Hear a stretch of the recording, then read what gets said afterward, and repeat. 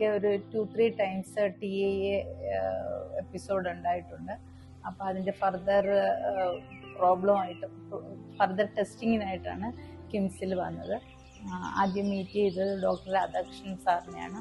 അപ്പം sir full history എടുത്തു. Sir തന്നെ റെഫർ ചെയ്തു ഡോക്ടർ സന്തോഷ് സാറിന്.